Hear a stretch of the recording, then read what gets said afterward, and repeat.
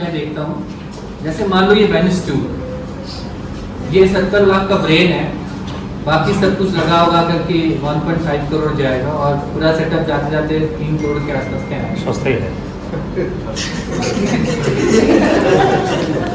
तो ये क्यों है? इसमें भी तो हो सकता है, लेकिन ये है 1,65,000 का कैमरा और ये है 70 लाख का कैमरा। इसका कार्ड आता है 5 लाख रुपए का और इसमें 2 कैमरा 3 कैमरा आते हैं। फर्क कहाँ है?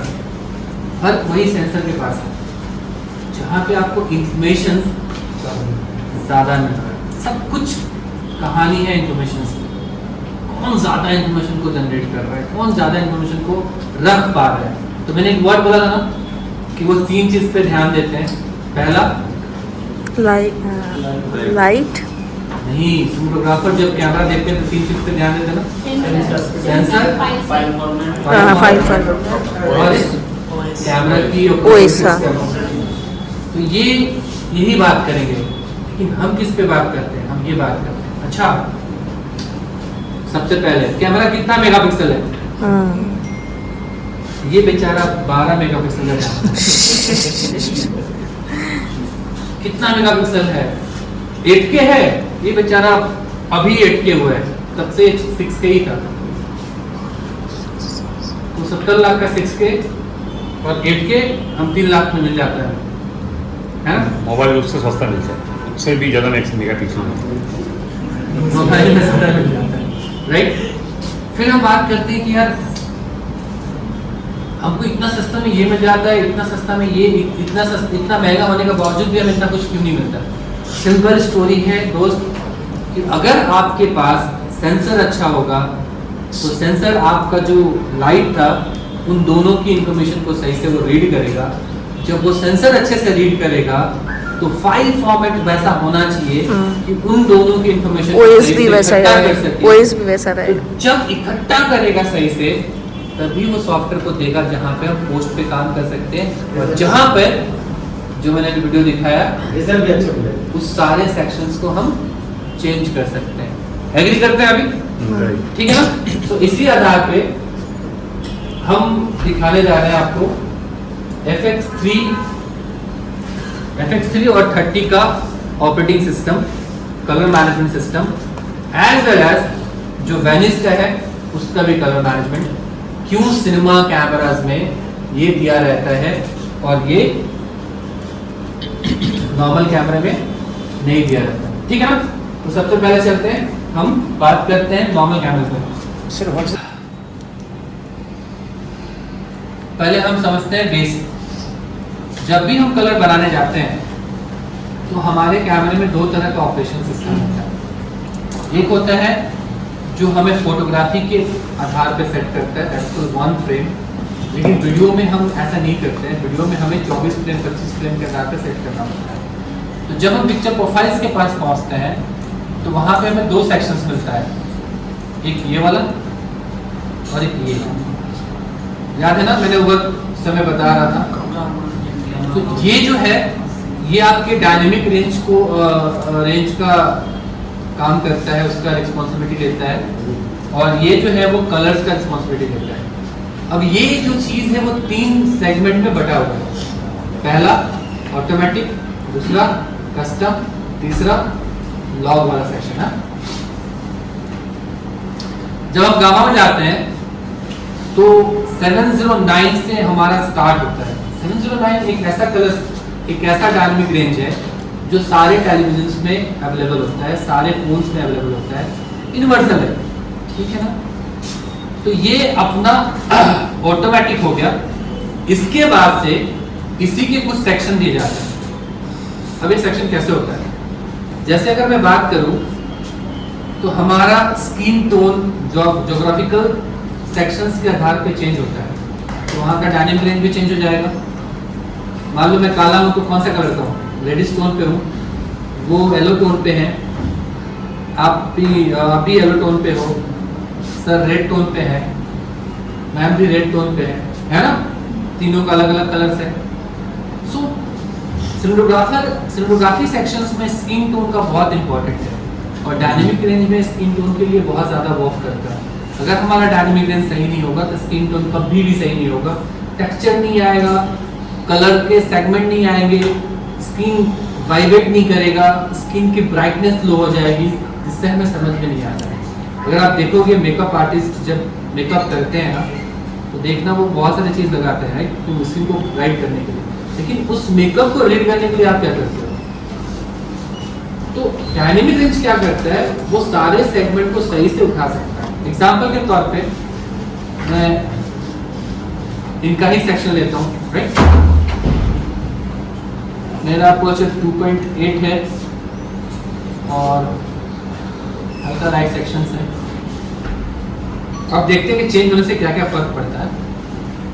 मैं क्या यहाँ अगर ये टेलीविजन दिखा सके तो दिख जाए, जैसे सेट किया मैंने, अब देखो मैं चेंज करूंगा उसके स्किन का टेक्सचर देखना चेंज होगा, चेंज हो रहा है ना, शार्प होगा, सॉफ्ट होगा, ये और भी शार्प हो गया। सो सिनेटोन सोनी ने खुद से डिजाइन किया, बोला कि ये मेरा डायनेमिक रेंज है ऑटोमेटिक में, जहाँ पे हम इक्वल करके देंगे, लेकिन बहुत सारे सेक्शन में चेंज हुआ। जैसे वन एक अलग सा इसमें ब्लैक इंफॉर्मेशन ज़्यादा है, जैसे जाओगे वाइट इंफॉर्मेशन ज़्यादा है, डिफरेंट में जाओगे डिफरेंट इंफॉर्मेशन ज़्यादा होगा, जिससे मुझे टेक्सचर और स्किन के लेयर्स समझ में आएंगे क्या हो रहा है क्या नहीं हो रहा है। समझ में आया? तो ये जो सेक्शंस है ये डिफाइन करता है कि आपका डायनेमिक रेंज ऑटोमेटिक में कैसे कैसे वर्क करेगा। इसके अलावा इसके अंदर में ब्लैक लेवल और ब्लैक गामा दिया गया है। क्वेश्चन ये आता है कि आपने तो बोला था दो सेक्शंस है, हाईलाइट वाला भी और ब्लैक वाला भी। देखो कैमरा ना ब्लैक में ही सबसे ज्यादा इशू करता है, हाईलाइट्स के पास व्हाइट कलर से वो आराम से निकाल देते हैं, क्योंकि डायनेमिक रेंज आपका है वहां से निकल जाएगा, लेकिन ब्लैक में क्या होता है प्रॉब्लम्स होना स्टार्ट होता है। तो जब आप शूट कर रहे हो तो ब्लैक की प्रॉब्लम को अगर सॉल्व करना है, इसलिए कैमरे में ब्लैक का ऑपरेशन ज़्यादा दिया जाता है। अगर आप यहाँ जाओगे तो लेवल को बढ़ाओगे, ब्लैक का लेवल बढ़ेगा, यहाँ जाओगे तो उसके रेंज को बढ़ाओगे राइट, फिर रेंज के लेवल को बढ़ाओगे। तो ये दोनों चीज है क्या, आखिर ब्लैक लेवल और ब्लैक गामा दोनों में फर्क क्या है, क्या होगा अंदर जाने से। देखो ये टेलीविजन प्रोफेशनल नहीं है इसलिए इतना ज्यादा नहीं देखो, मैं जस्ट एग्जांपल के तौर पे आप लोगों को दिखा रहा हूँ एक सिंपल वे में। सपोज करो कि ये एक ब्लैक का इंफॉर्मेशन हमने दिया राइट, इंफॉर्मेशन क्या था, इसके अंदर एक पानी था, अब जितना पानी जाएगा तो इसकी पानी को बढ़ाते हैं, कितना पानी जा रहा है बढ़ेगा। लेकिन जब हम रेंज बढ़ाते हैं ना तो पानी के अंदर जो डेंसिटी है ना वो बढ़ता है, इसके लेवल डेंसिटी का लेवल बढ़ता है, कितना बढ़ रहा है कितना घट रहा है। इससे क्या होता है, सपोज करो मेरा एक शॉट बन रहा है जहाँ पे मेरा ब्लैक का इशू हो रहा है। सपोज करो आप एक वेडिंग का शूट कर रहे थे और वहाँ पे लाइट बहुत कम था, आपने 800 ISO रखा, ऑटो में शूट कर रहे हो, मैं मैनुअल की बात मतलब मैं लॉग की बात नहीं कर रहा हूँ, ऑटोमेटिक। आपने 800 ISO रखा, लाइट नहीं आ रहा था, 1600 रखा, लाइट कुछ आया, लेकिन ब्लैक में प्रॉब्लम होना स्टार्ट हो गया, गेन आना स्टार्ट हुआ। तो वहाँ पर अगर आप ब्लैक लेवल को कम ज़्यादा करोगे ना तो ब्लैक वो ठीक होना स्टार्ट हो जाएगा और पिक्चर आपका क्लीन हो जाएगा। समझे कहानी? ठीक है ना? आगे कैमरा। सो आप यहाँ जाओगे तो ये ब्लैक लेवल सेक्शंस को कंट्रोल करेगा, यहाँ जाओगे तो वो कॉन्ट्रास्ट पे काम करेगा, आपके ब्लैक और वाइट के लेवल को सही करेगा राइट। नहीं क्लियर है? ये क्या काम कर रहा है? डायनेमिक रेंज के लिए काम कर रहा है ना, ये सारे ब्लैक। हाँ इसके अंदर जाओगे ये कलर का डायनेमिक रेंज के लिए काम कर रहा है। अब यहाँ जाओगे जो कस्टम होता है that is called HLG। Suppose करो मैं शूट कर रहा हूँ ये, अब यहाँ देखना शॉर्ट्स को मैं एक बना रहा हूँ,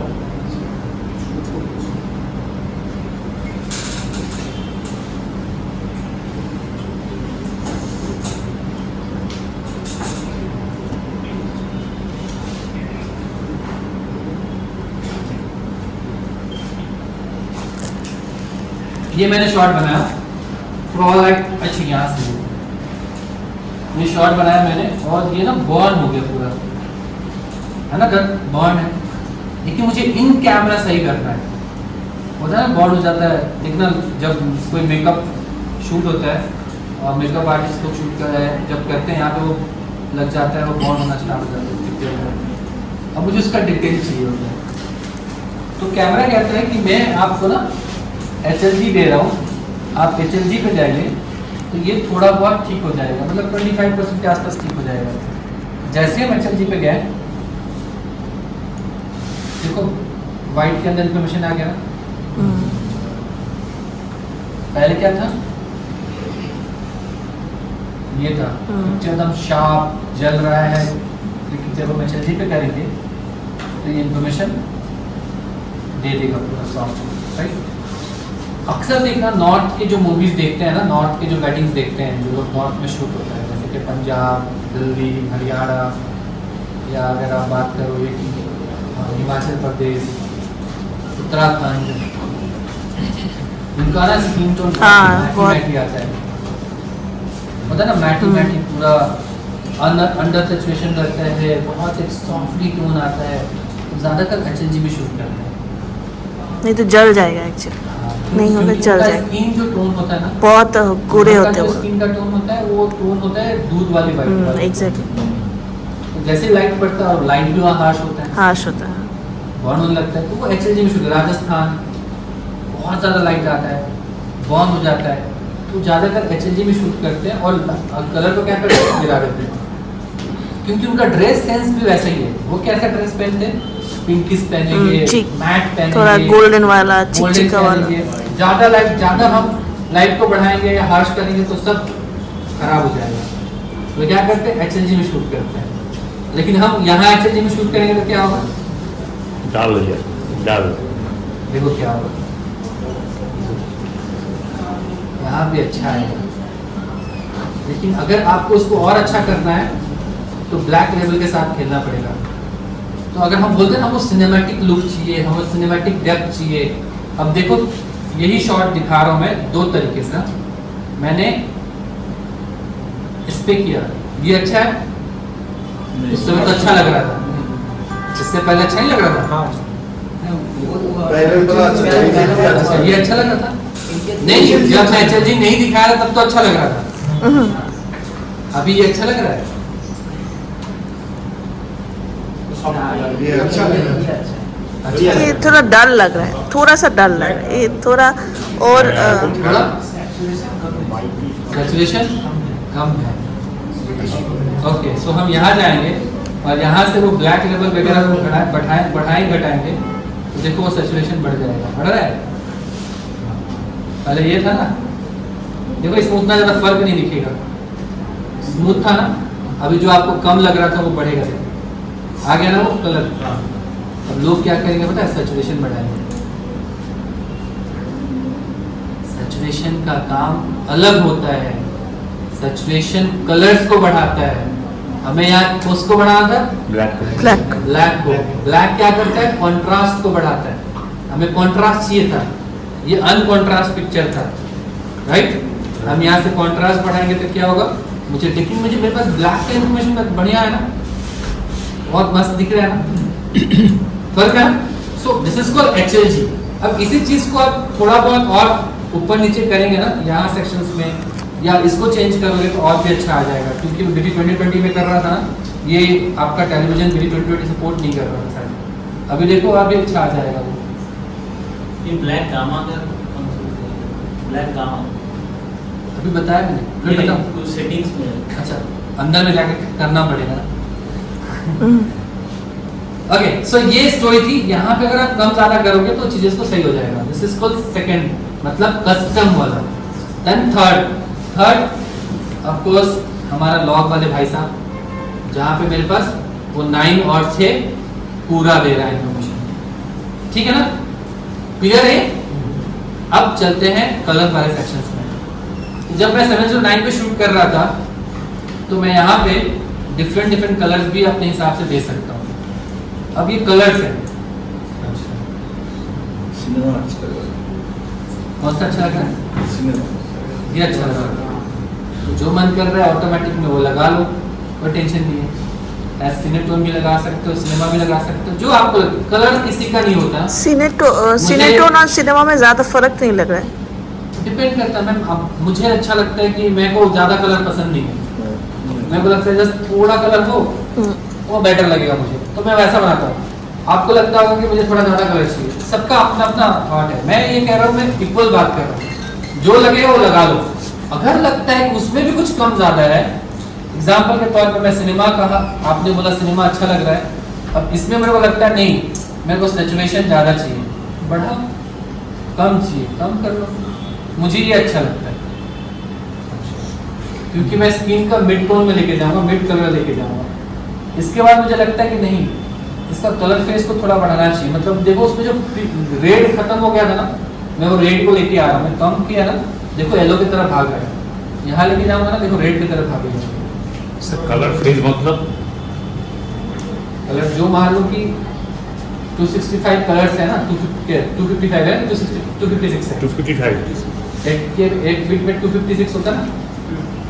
सो कलर का ना अलग अलग रेंज होता है। सपोज करो मेरा 256 रेंज है ना, कलर है, उसमें ना कोई एक जो सपोज करो सारे पिलर्स है, उसमें से एक पिलर थोड़ा बड़ा हो गया, RGB वैल्यू चेंज RGB मैं आऊँगा वो दिखाऊंगा, ये अलग बता रहा हूँ। तो उसमें से ना थोड़ा कलर एक कम ज़्यादा हो गया, उसके रेंज को ये कम करेगा, ठीक है ना। जैसे इनके फेस पे ना मैं रेड मेरे को वहाँ से कम कर दिया था, मैं इसको बढ़ाऊंगा तो मैं रेड बढ़ा रहा हूँ, तो उसका रेड बढ़ेगा तो वो सिंपली थोड़ा सा वो पिंक के टोन की तरफ भागेगा। इसके बाद होता है कलर डेप्थ, यहाँ होता है RGB और CMYK का। RGB क्या करता है, पूरा ओवरऑल कलर सीनरी को पकड़ के बात करता है, और CMYK ज़्यादातर स्किन टोन पे ज़्यादा वर्क करता है। हमारा स्किन में होता है मजेंटा, येलो और सियान, तो वो उसके ऊपर वर्क करता है, और यहाँ से हमारा RGB पूरा कलर के ऊपर वर्क करता है, ठीक है। इसके बाद होता है डिटेल्स।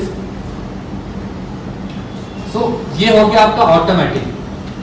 जब आप HLG कर रहे थे तो ये यहाँ पे 709 हो जाएगा या BT2020 हो जाएगा, पूरा बंद हो जाएगा, लेकिन वो सारा चीज खुला रहेगा जहाँ पे सैचुरेशन वगैरह आप कम ज़्यादा कर सकते हो। थर्ड जो ऑप्शन है that is called as gamut. As gamut क्या होता है कि पूरा कलर्स की इंफॉर्मेशन को वो उठा लेगा। तो अभी तक हमने डायनेमिक पे बात किया था, गैमेट पे बात नहीं किया था, तो अभी हम थोड़ा गैमेट पे बात करते हैं, क्योंकि आपने क्वेश्चन किया था ना, किसने किया था क्वेश्चन अभी कुछ देर पहले? RGB ऐसा RGB आपने किया था, तो थोड़ा इस पे बात करते हैं और फिर जा करके हम इसको कैसे बनाया जाता है पोस्ट पे वो भी दिखाएंगे। अब लेंस क्या कहता है, सपोज करो कि जो हम अभी कलर्स पे बात कर रहे थे, हर लेंस का अपना अपना सेक्शन होता है। अगर आप थोड़ा डीपली पढ़ोगे लेंस के बारे में तो टेक्सचर और उसकी हाइलाइट्स को डिज़ाइन करने के लिए ना लेंस बहुत इंपॉर्टेंट होता है, और लेंस में बहुत सारे पार्टिकल्स होते हैं। तो थोड़ा सा बात करते हैं, ज़्यादा इस पर नहीं डिस्कशन करेंगे। लाइक हमने बोला था ना कि 5 सेक्शन बताया था, रेजुलेशन वाला भी एक बात बोला था, तो मैं बोला था 5 सेक्शन। सो अगर आप 4K पे शूट कर रहे हो तो आपका लेंस भी 4K सपोर्ट होना चाहिए।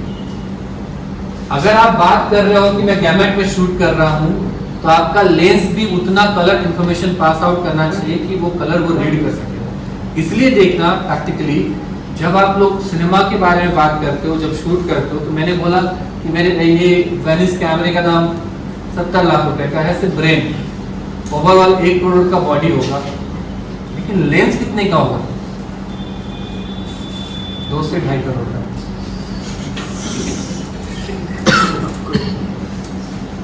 अब जो वो बोलते हैं ना कि हाथी अगर हम पालते हैं तो खाना भी हमें हाथी के जैसे देना पड़ेगा। तो जब हम सिनेमा की बात करते हैं तो हम सिनेमा के लिए जो इन्फॉर्मेशन चाहिए, वो सेंसर को जो इन्फॉर्मेशन चाहिए, वो लेंस भी बहुत अच्छा होना चाहिए, नहीं तो इन्फॉर्मेशन कैसे पास करेगा। सिमिलरली सोनी ये कहता है कि हमने जो लेंसेज डिज़ाइन किए वो डायनेमिक रेंज और कलर के इंफॉर्मेशन को प्रोफेशनल वे में दे सकता है, जितने भी जी मास्टर 2 लेंसेज हैं, क्या क्या दे सकता है? जैसे कि हाई रेजोल्यूशन फ्यूचर रेडी बोलते हैं। अब ये क्या होता है? जो लेंस पार्टिकल्स होते हैं ना, वो बहुत इंपॉर्टेंट होते हैं और उसके अंदर एक कोटिंग होता है।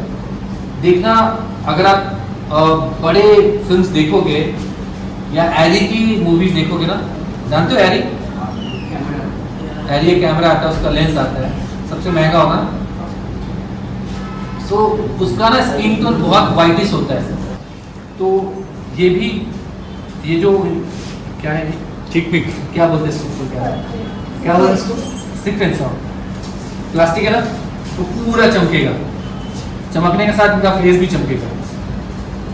लेकिन जब हम सिनेमैटिक शार्पनेस के बारे में बात करते हैं तो क्या कहते हैं? हम बोलते हैं कि ये भी शार्प रहे, स्किन का टोन भी सॉफ्ट रहे, ये सॉफ्ट रहे, इनका आई शार्प रहे, हेयर शार्प रहे।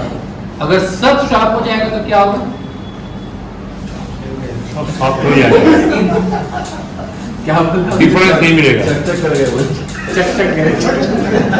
वही तो कहते हैं ना, फोन पे सब कुछ चक कर देते हैं। लेकिन जब आप देखोगे प्रोफेशनल फोटोग्राफर का फोटो, देखना वो वेरिएशंस रहता है सारा कुछ, बट सिनेमा में इससे ज्यादा वेरिएशंस रहता है, क्योंकि हमको नेचुरल दिखाना पड़ता है ना। इसलिए लेंसेज जितना आप ज्यादा प्राइसिंग में खरीदते हो, तो ये जो शार्पनेस का डेफिनेशन होता है ना, वो चेंज हो जाता है, वो अकॉर्डिंग टू सब्जेक्ट। क्यों ऐसा हो रहा है? क्योंकि उसको हर लाइट का फ्रीक्वेंसी सही मिल रहा है। जब वो रीड कर रहा था तो मेरा लेंस जितना अच्छा होगा, यहाँ से जो लाइट टकरा के आई, यहाँ से जो लाइट टकरा के आई, यहाँ से जो लाइट टकरा के आई, वो सारे इंफॉर्मेशन को एज इट इज वैसा दे रहा है, एक्यूरेट दे रहा है, जिसके कारण से शार्पनेस का हर रेंज क्लियर, अलग अलग होगा। डिस्टेंस समझ में आया? एक चीज है, जब हम कलर मैनेजमेंट सीखते हैं तो हमें ये भी सीखना पड़ेगा कि हम कौन सा लेंस इस्तेमाल करते हैं। अगर लेंस गड़बड़ होगा तो कलर भी गड़बड़ आएगा, लेंस गड़बड़ होगा स्किन टोन भी खराब होगा, सेमियन का लेंस गड़बड़ होगा, इनका हेयर का जो है ना, ये वो भी खराब हो जाएगा। सर गड़बड़ होता है, इसलिए सेमियन का लेंस का दाम है 25,000 रुपया में रखते हैं और ये गैमेट में रखते हैं। प्लीज बाकी चीज को छेड़खानी नहीं करते हैं। बहुत हमारे जानकार लोग हैं, वो क्या करते हैं, गामा को प्लस, उसको माइनस, उसको प्लस कर देते हैं, और फिर जब जाते हैं उसको एडिट सिस्टम पे तो बोलते हैं कलर नहीं आ रहा है। खराब है, मशीन खराब है, सॉफ्टवेयर खराब है। सो प्लीज आप इसको यहाँ पे रखिए। जब आप ब्लॉग में शूट कर रहे हैं तो लॉक 3 में रखें और कलर मोड में जाकर के इसको आप ज्योमेट्री या किसी में रख सकते हैं, आपका जो भी मन करता है। ये है ब्रॉडकास्ट टेक्नोलॉजी का एक रूप जो हमने अल्फा कैमरा में दिया, ठीक है। बट सिनेमा में ऐसा कुछ नहीं है। सर वो क्वेश्चन एक तो था, हम जब S3 में परचेस फोटो उठाता है तो हम लोग सब टू स्टॉक ज़्यादा करता है, क्यों? क्योंकि हमको नहीं आता है, क्योंकि हमें पता नहीं है घर से और कलर से। तो जब हम यहाँ जाते हैं तो सिनेमा कैमरा में एक ऑप्शन होता है जो मैंने बताया था ना, एक्सपोजर इंडेक्स में, याद है? जब एक्सपोजर इंडेक्स दिखा रहा था, ये दो ऑप्शन, सिनेआई और सिनेआई क्विक्स। अब ये क्या चीज है? जब हम शूट करते हैं, नॉर्मल कैमरा और सिनेमा कैमरा में फर्क होता है। देखो कैसे फर्क होता है। अगर हम इसको ऑफ किए, ध्यान से देखना, किसके पास अल्फा है ये बताओ जो बैठे हुए हैं, नहीं बोलिए। अगर हम इस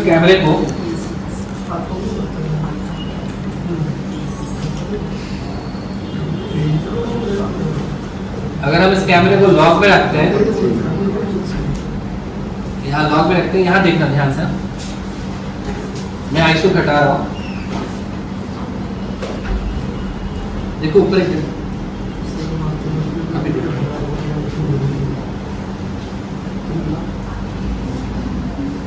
देखो यहाँ पे डंडा आता है ना, राइट, यहाँ से डंडा खत्म हो गया, डंडा आ गया, डंडा खत्म हो गया, वो डंडे का उससे नीचे नहीं जाएगा।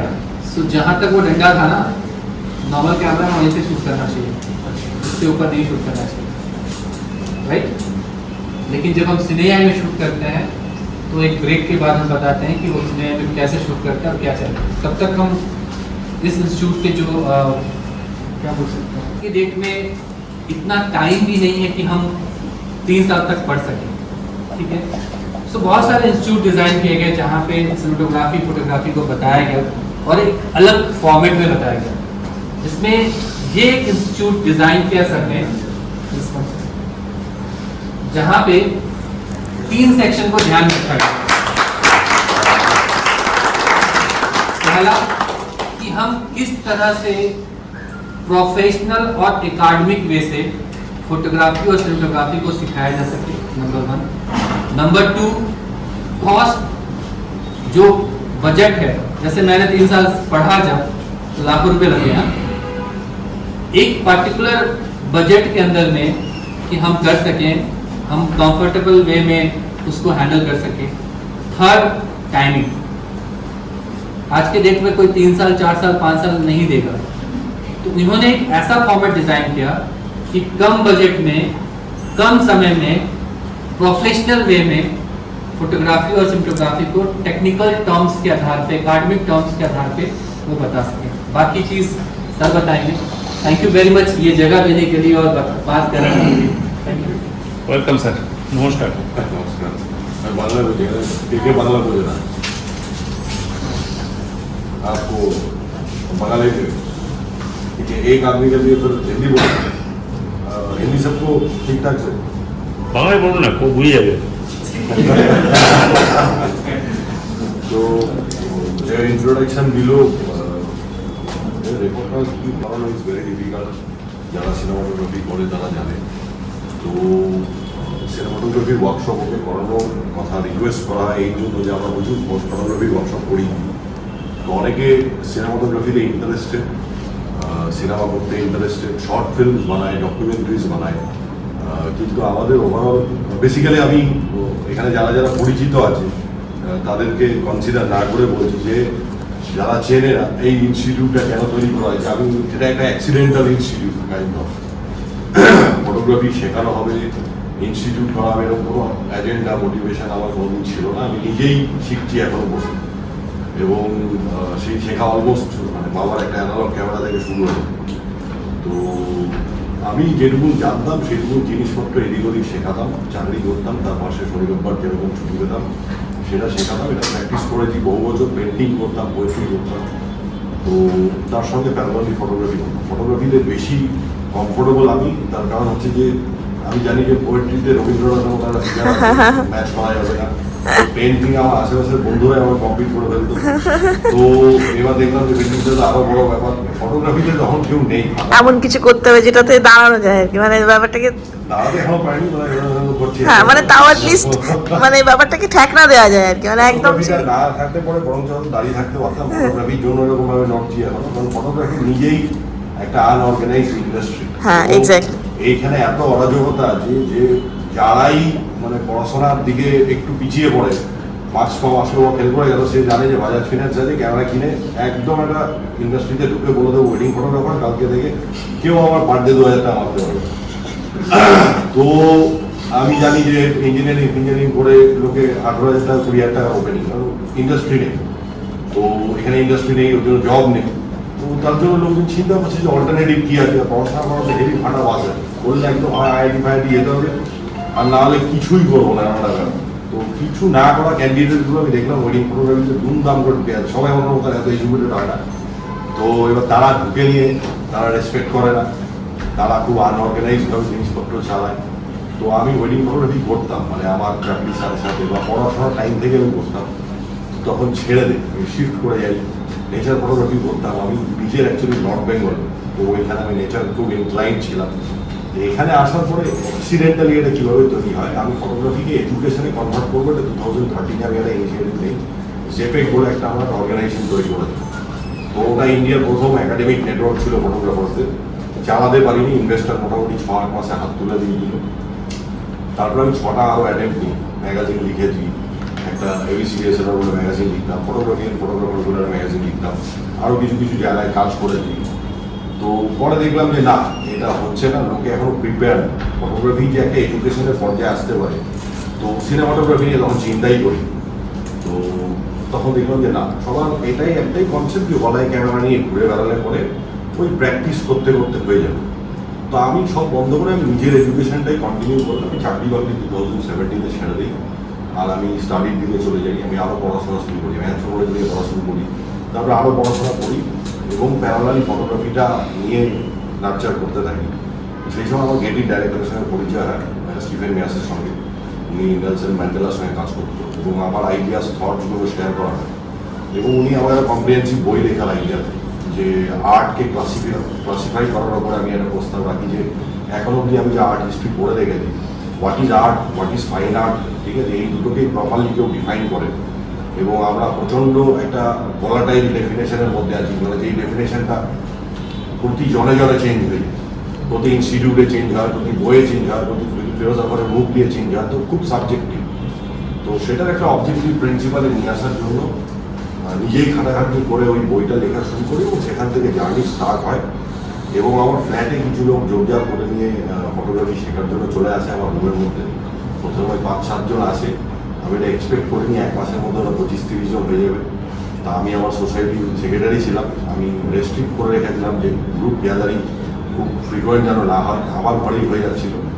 তো তখন ওখান থেকে আমার একটা নতুন জায়গা ভাড়া নিতে হয়, সেইটাও ক্যাপাসিটিটা এরকম হয়ে যায় যে আমরা ওয়ার্কশপের লোককে জায়গা দিতে পারছি না, জায়গা ছোট পড়ে গেছে। তখন ওই মানুষ তারপর হচ্ছে যারা শনি আর মানুষ বেশি করে যে ব্যাপারটা যে স্যার তুমি একটা জায়গা নাও, বড় জায়গা নাও, বড় জায়গায় লোক আসবে কি। এবার এখন বড় জায়গা নিয়ে গিয়ে এখন আমাকে বলছে যে রেজিস্ট্রেশন আটকাতে হবে স্যার, নাহলে দাওয়াল ফাটিয়ে দিতে হবে, ঠিক আছে, এরকম রেজিস্ট্রেশন হচ্ছে। মানে লোককে ফোন করে বলতে হচ্ছে যে না আর আসা যাবে না, এরকম ব্যাপার। তো বেসিক্যালি এটা আমার একার এফার্টে কোনো পসিবল ছিল না। এখানে যতগুলো লোক এই টি শার্ট করে দাঁড়িয়ে আছে অর্গানাইজড ওয়েতে এফার্ট দিয়েছে বলে এটা হয়েছে, মোস্টলি স্টুডেন্ট। তো তারাই এখন কাজ করছে, কারণ আমি জানি যে এটা আনঅর্গানাইজড একটা সেক্টর।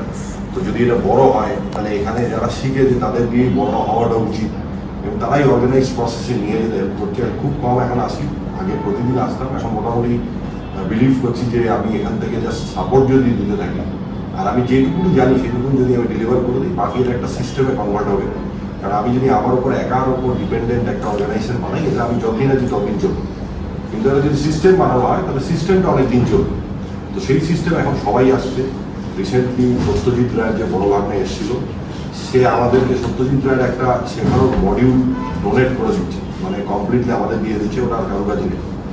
তো এটা উনি অ্যানাউন্স করে যাবে, একটা ওয়ার্কশপের ডেট আছে আমার সামনে। ওনার ডক্টর অরূপ রয় চৌধুরী, উনি নিজেও খুব স্কলার লোক, এপিজে আব্দুল কালামের সঙ্গে কাজ করতো, তার আগে ডক্টর সেলিম আলীর সঙ্গে কাজ করতো, বিশ্বভারতী প্রফেসর ছিল।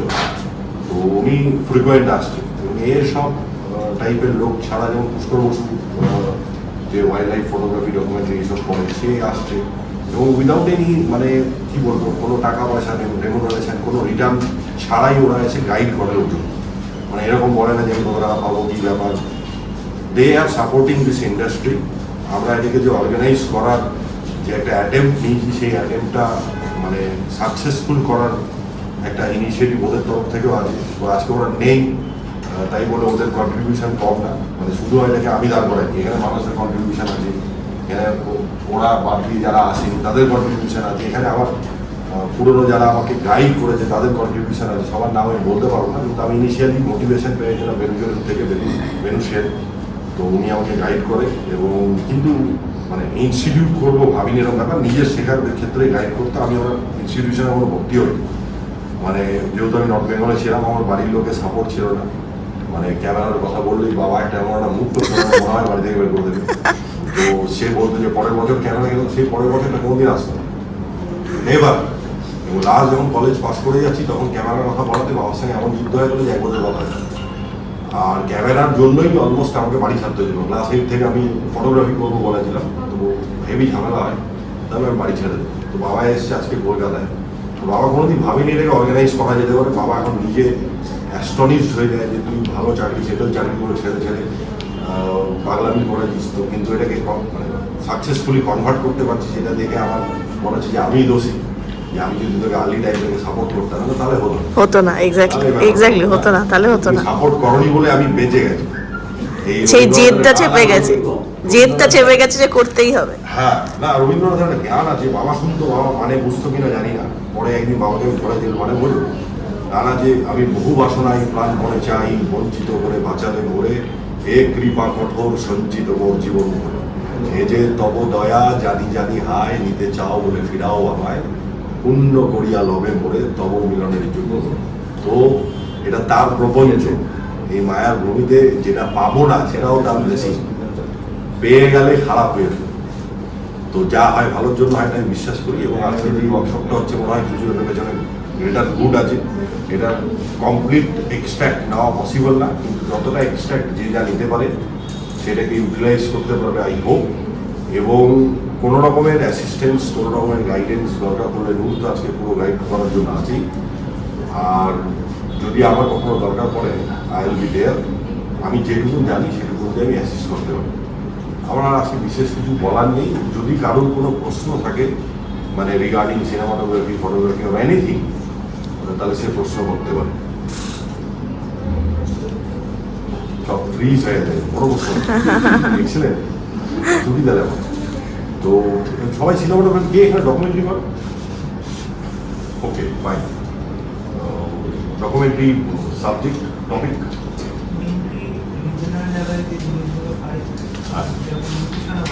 হ্যাঁ কৃষ্ণনগরের যে যেগুলো লোকালাইজ যেগুলো জানে না, সেইগুলোকে নিয়ে আমি রিসার্চ করে ওটার মানে কালচারাল অ্যাওয়ারনেস কাইন্ড অফ।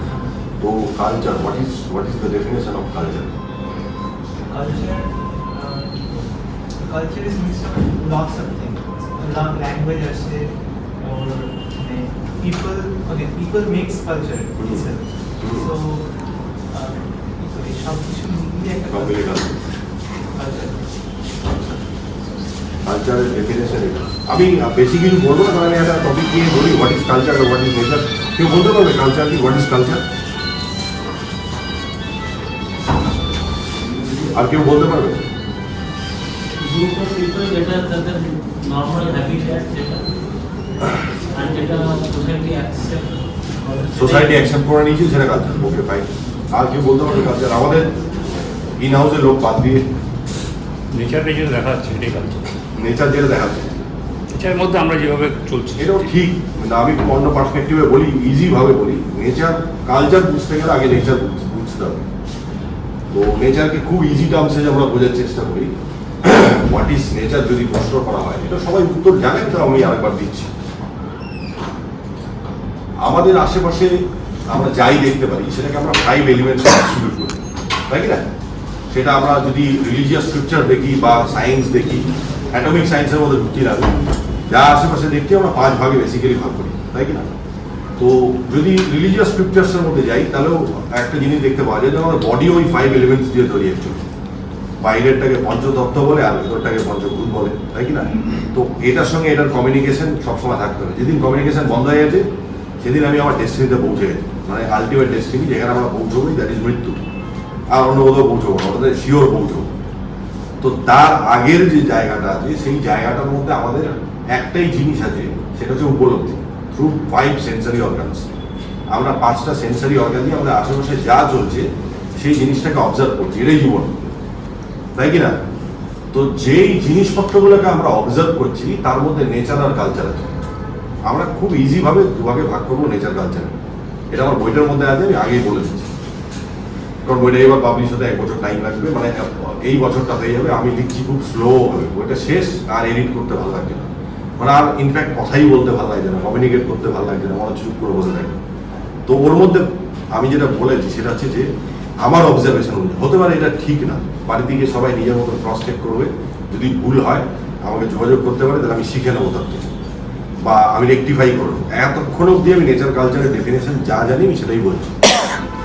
আমরা এই 5 সেন্সারি অর্গানসের থ্রুতে আশেপাশে যা দেখছি, যা এভিডেন্স করছি, তার মধ্যে যতগুলো এনার্জি আর অ্যাটম তার ন্যাচারাল সত্তাতে আছে সেটা নেচার।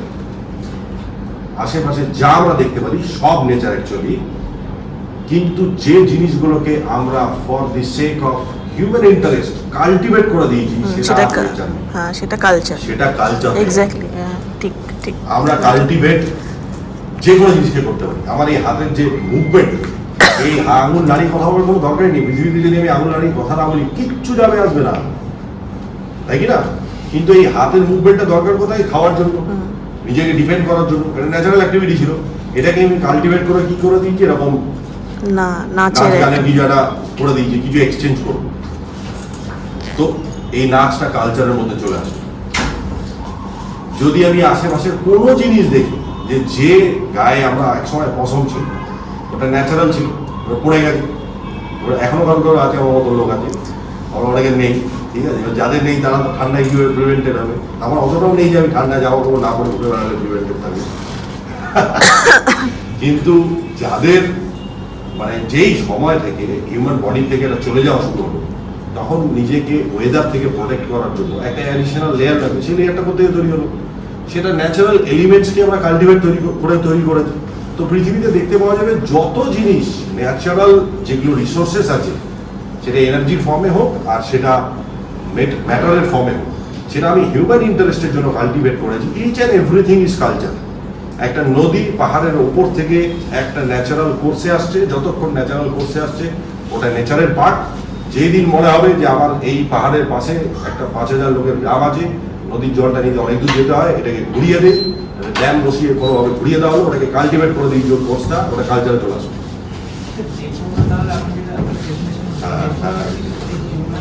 আর্টিফিশিয়ালি ক্রিয়েট করছে, ওটা কালচার হয়ে যাচ্ছে।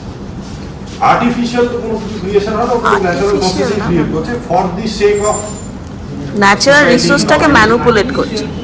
আর্টিফিশিয়াল বললাম বিকজ সাপোজ আমরা এই ক্লোজে আমি নিজে আর্টিফিশিয়াল বলা যেতে পারে। নিজের According to you, culture is inherently anthropocentric. Culture is Inherently anthropocentric. Human-centric. It is human. Not only human centric. আমি যদি কালকে যদি মনে হয় যে আমার আশেপাশে একটা অ্যানিমালসের প্ল্যান আছে, তার জন্য আমি একটা নেচারের পার্টকে কালটিভেট করে দেবো, ওটা কালচার হবে।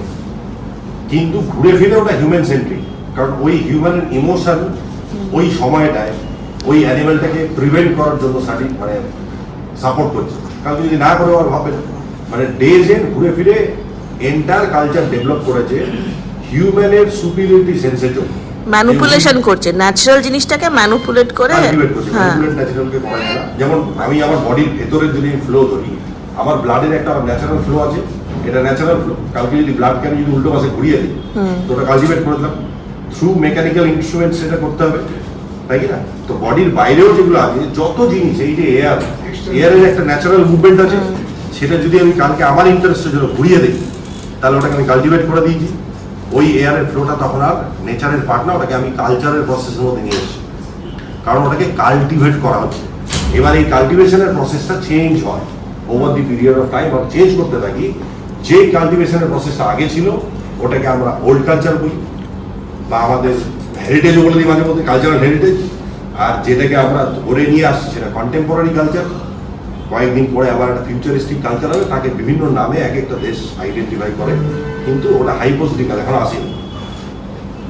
কন্টেম্পোরারি মানে এখন যেটা কাল্টিভেট করছি আমি, আর আমার যেটা কালচারাল হেরিটেজ, যেটা আমি করি না, সেটা একসময় করতো এখন। তো এইটা বেসিক নেচারাল কালচারের ডিফারেন্স। এটা আমি কেন বললাম তার পেছনে একটা উদ্দেশ্য আছে। If you are a scientist or a doctor, ঠিক আছে, যে কোনো ফিল্ড থেকে, মানে আমি যত কলেজে যাই, যত ইনস্টিটিউশনাল জায়গায় যাই, আমি হয়তো প্রিন্সিপাল আছে, এ আছে, ও আছে, তাকে জিজ্ঞেস করেছি, বড় কোনো অফিসার, সে নেচার কালচারের একদম ডিস্টিংক্ট ডিফারেন্স ইজি ওয়েতে বলতে পারছে না। যদি বলতে না পারে, এটা একটা বিরাট বড় একটা অন্ধকার, মানে জ্ঞান থেকে নিজেদেরকে বঞ্চিত রাখা। কারণ আমি যাই অ্যাক্টিভিটি করব, এই অ্যাক্টিভিটির গোড়ায় একটা জিনিস ভেবে করতে হবে যে আমি নেচার কালচারের ব্যালেন্সটাকে নষ্ট করে দিচ্ছি।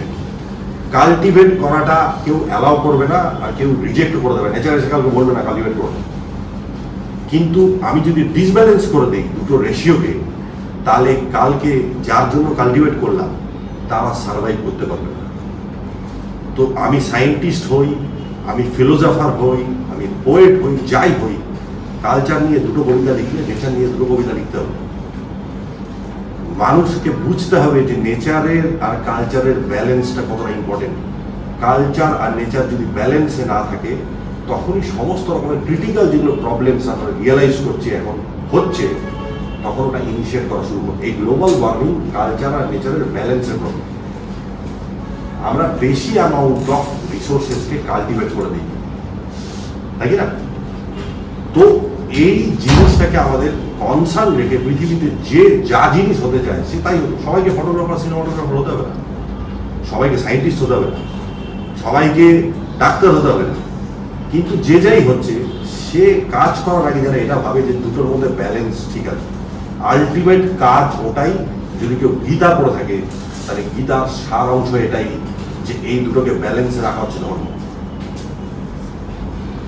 বাকি যত গীতার যত কমপ্লেক্স জিনিসপত্র আছে বা সিম্পল জিনিসপত্র আছে সেগুলো লাইফের আলাদা আলাদা। এই সিম্পল জিনিসটাকে যদি বাইফার্কেট করি, বিভিন্নভাবে শাখা পোশাখা ভেঙে দিই, সেই প্রবলেমগুলোকে সলভ করবে। কিন্তু আলটিমেট প্রবলেম হচ্ছে এই নেচার কালচারের ব্যালেন্সটা। আর যেটা ডেডলি সমস্ত কনসিকুয়েন্সেস আমরা এখন ফেস করছি। আমি এই ফটোগ্রাফিটাকে কেন চুজ করেছি এবার আমি লাস্ট লাইনে বলে দিচ্ছি। রবীন্দ্রনাথ কবিতা লিখেছে, লিওনার্দো দা ভিঞ্চি পেন্টিং করেছে। পৃথিবীর কোনো প্রান্ত থেকেই করুক, আমার কারোর প্রতি প্রেমও নেই, আর কারোর প্রতি এরকম নেই যে ঘৃণা নেই যে অন্য দেশে সে একটা পাকিস্তানের মেহেদি হাসান হতে পারে। রঞ্জি সে শহীদ দিল হিন্দু খানে কে দিয়া, এই কথাটা বলে দিয়েছি আমি, তো পুরানো উড়ে গেছি এখন। মানে কিভাবে প্রেমকে ডিফাইন করেছে, দিল হিন্দু খানে গেলে ওয়ান সাইডেড লাইফের লাভের গল্প একেবারে, যে আয় আমার যন্ত্রণা লাভের নয়, ওই পর্যায়টা হচ্ছে প্রেম। পাশে আছে নেই এইসব ওইগুলো প্রেম না। প্রেম হচ্ছে ওরা যন্ত্রণাটা চাইছে, ও ছেড়ে দেওয়ার পরে ও বিশ্বাসই করতে পারেনি চলে গেছে। ও ভাবছে আমার হয় আর একবার দিয়ে যাই, তার জন্য হয় এটা বলে যে ওই লোকটা। তো তার মানে কতটা এনলাইটেড হলে, কতটা সূক্ষ্ম পর্যবেক্ষণ ক্ষমতা থাকলে পরে এগুলো বলা যায়। ওদের মিডিয়াম ছিল গান, কারোর ছিল কবিতা, কারোর ছিল পেন্টিং। আমার মিডিয়ামটা হচ্ছে ফটোগ্রাফি বা এই ডিজিটাল কন্টেন্ট। আমার উদ্দেশ্যটা ডিফারেন্ট। আর আমাদের যত এডুকেশন মডিউল, সেই মডিউলের মধ্যেও এই উদ্দেশ্যগুলোকেই ঢোকানো আছে। পারপাসলেস ছবি আর ভিডিও, সেটা ডকুমেন্টারির ফর্মে হোক, সিনেমার ফর্মে হোক বা নর্মাল ফর্মে হোক, এটার আর দরকার নেই। কারণ যে জিনিসপত্রগুলো আমরা তুলছি সেগুলো বড় বড় সার্ভার হাউসগুলোতে স্টোর থাকে। সেই সার্ভার হাউসে রেপ্লিকা সার্ভার হাউস হয়। সেই রেপ্লিকা সার্ভার হাউসগুলো 24/7 ইলেকট্রিসিটি দিয়ে সেই কন্টেন্টগুলোকে মেনটেন করে। কি মেনটেন করছে? আমি শাড়ি পরে হেঁটে আসলাম, যেটার ভ্যালু আমার কাছে 1 মাস পরে নেই। কি মেনটেন করছে? আমি একটা নতুন গাড়ি কিনেছি। কি মেনটেন করছে? আমার বিশাল বডি আছে, এরকম বাইসেপস দেখালাম। ওইটুকু মোমেন্টটা একটা 50 MB ডেটা, সেটা একদম মানে ও মরে যাওয়ার পর ওটা মেনটেন হতে থাকে। কিসের কস্টে মেনটেন হচ্ছে? গ্লোবাল ওয়ার্মিং এর কস্টে মেনটেন হচ্ছে।